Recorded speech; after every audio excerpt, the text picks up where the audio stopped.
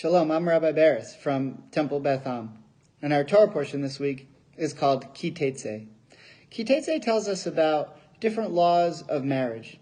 As it says, Ki yikach ish isha, when a man takes a woman and they get married. But what we see in this week's Torah portion are a variety of different types of marriages that happen in difficult circumstances. It's not two people who met in a bar, or a couple who met on J-date, or on birthright. It has different ideas, like if a man meets a woman on the battlefield from an opposing army, and he decides that he desires her and he wants to meet her. These are imperfect situations. And one of the ideas that we learn from the Torah is that we live in an imperfect world. And the laws of the Torah are meant to teach us in an imperfect world. On the other hand, the world that God created we know is perfect. However, one of the ideas that we see in the Talmud, in a tractate called Sota, is that when God makes a shidduch, when God makes a connection between two people, it's as hard for him as it was to split the Red Sea.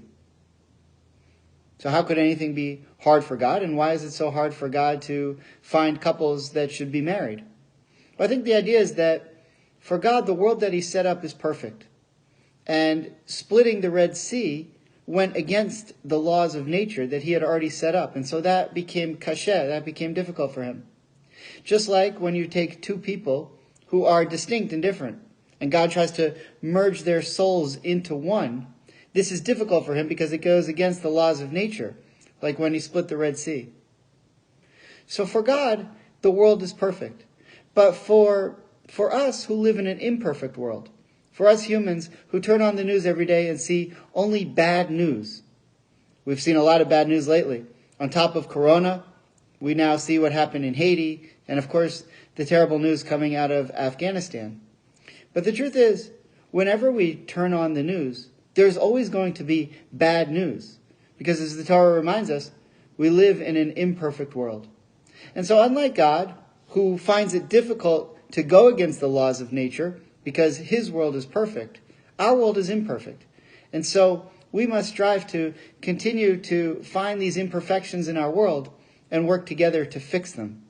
The world will always be imperfect and the news will always be bad. It's not a matter of when are we going to get to a day when all of the news on TV will be good. It's a matter of trying to figure out what the bad news is and work together to figure out how we can solve it. As the Torah reminds us in this week, unfortunately, we live in an imperfect world, but we have the Torah to help guide us to fix those problems. And someday, we pray, arrive to a world that's perfect as God had planned.